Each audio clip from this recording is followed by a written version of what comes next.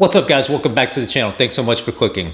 So 3 weeks ago I made a video why you need to consider this Grand Seiko SBGD 201. I dove down into the watch and analyzed it on 4 factors: history, movement, technology, innovation, design, finishing, and finally value and resale value. Finally, I gave the watch an overall rating. Today we're going to do the same thing on the Rolex Skydweller. I'm going to dive down into those 4 same topics and then finally give it an overall rating. We'll compare this score to that of the Grand Seiko, and once we look at more watches, we're going to have a nice matrix of overall scores. And if you haven't already, my niece Emily reminds you to like and subscribe to the channel so you can see little clips of her growing up, and oh yeah, see watch reviews. So on to the review. Just like we did with the Grand Seiko, we'll start with history. Guys, honestly, I don't really feel like making a history video on Rolex. Even if I took the time and did it, you would probably just skip over it anyways, which would kill my watch time. I will say though that if you compare the history of Rolex to that of Grand Seiko only has 60 years of history.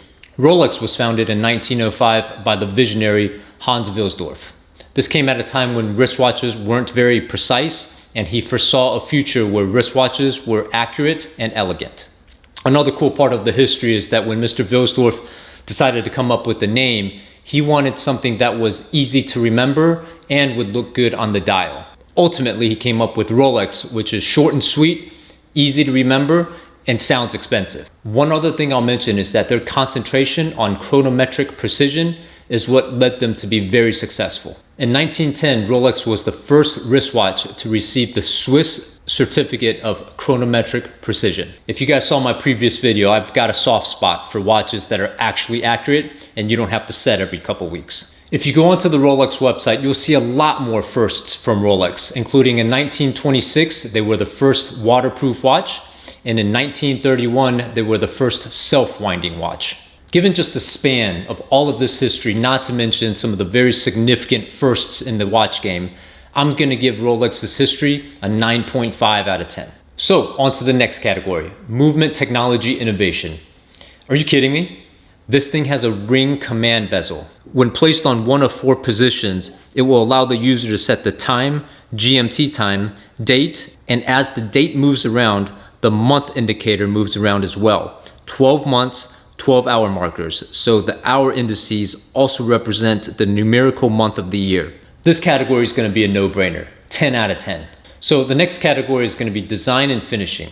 There's a lot going on this dial. I think Rolex did a great job incorporating everything they wanted to put on this dial while making it look simple and elegant at the same time. It's not overwhelming, it's not too busy, and with everything that's on here, it very well could have been. I think it actually retains the clean, classic Rolex look. I love this fluted bezel. I think when you combine the fluted bezel with the polished center links and the brushed end links, it really adds to the watch's versatility. If you take in all of these factors and then consider that this watch also comes with the blue or black dial, I think overall the design of this thing, I give it an 8. And then the final category I want to rate my Skydweller on is value and resale value. This one's going to be a little bit tricky because do I consider the retail price or the market price? If you remember on the Seiko, I considered the retail price. I mean, if I were to base it on market price, it's always going to be a wash, right? It's not going to be overpriced or underpriced because that's the definition of market price. I know there's going to be comments in the comment section down below that disagree with that. And if you're one of those people, you'd be wrong. Let me give you this example. When the new 41 Submariners came out, the market price ended up being $17,000 or $18,000. While a few of them might have sold at that price, now they're trading for around $14,000. So what I'm saying is the market price is always going to be the market price. So with that said, I have to base this value resale value category based on retail price. Retail price of the Skydweller, $14,800. Yeah, that's a deal. It's the most complicated movement that Rolex has, and it's less expensive than 1 or 2 of the other stainless steel models. The Yachtmaster 2 is close to $19,000. Not to mention, the Skydweller has a white gold fluted bezel, worth around $2,000. So with that said, I think we're going to give the value resale value of the Rolex Skydweller 9.5. If we fill in what we talked about for the history, 9.5.